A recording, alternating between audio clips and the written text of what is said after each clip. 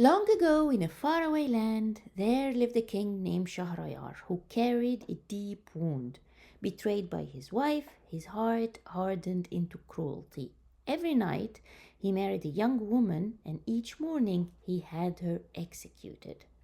Hello, and welcome to Storytellers and Alchemists, where we re enchant the world one story at a time. I am Amira, and today I will tell you about the king Shahrayar and his queen Shahrazad. These are the main characters in 1001 Nights, a famous collection of folk tales passed down for generations across the Middle East and South Asia. The story was spread as an oral tradition until the 9th century, and later it became known to the West as the Arabian Nights. So let's go back to Shahrayar. The fear spread throughout his land as he carried on each night marrying a young woman and each morning having her executed, until no young ladies were left in the kingdom. They were either taken by his sword or fled in terror. Shahrazad was his vizier's beautiful young daughter.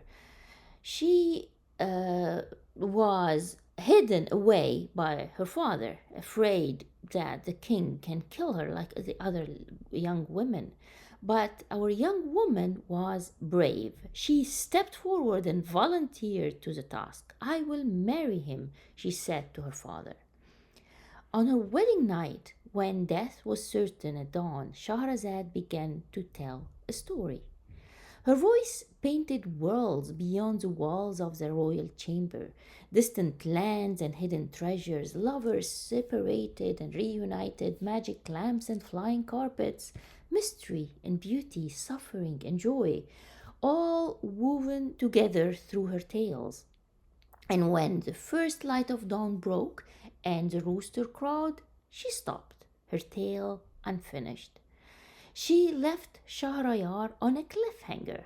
The king, unable to bear not knowing what happened next, he had to spare her life for just one more day. And the next night, Shahrazad continues, spinning one story into another, pausing again at dawn, always leaving the king with an unfinished story. Night after night, story after story, for 1001 nights. Her words began to soften something within him. The rage that had blinded him gave way to curiosity, then wonder, and finally to tenderness. Shahrazad turned cruelty into love, despair into hope, and darkness into light. Storytelling is alchemy. But there's something else here, something more deeper and more subtle. Shahrazad did not know if she would live to tell another story, yet she began anyway. That was courage.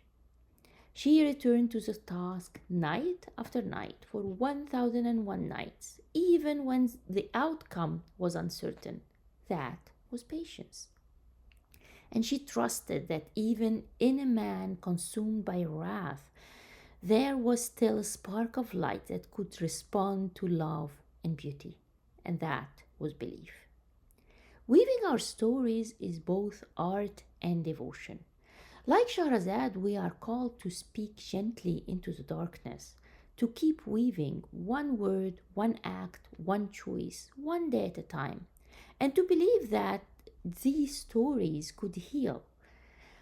We are called to begin even when we don't know where our path is leading, to keep the momentum even when the outcome is uncertain, and to trust even when hope is dim. For every story told in love softens a heart somewhere, somehow, even if we cannot yet see it. Shahrayar and Shahrazad's story is our story. It is a journey we are all living. The stories we tell ourselves day and night. The stories we allow into our hearts, our mind, into our life. The stories we choose to believe and the ones we quietly begin to rewrite. We are all weaving one story at a time, one day at a time, day after day, until slowly, gently, the mirror of our heart is polished.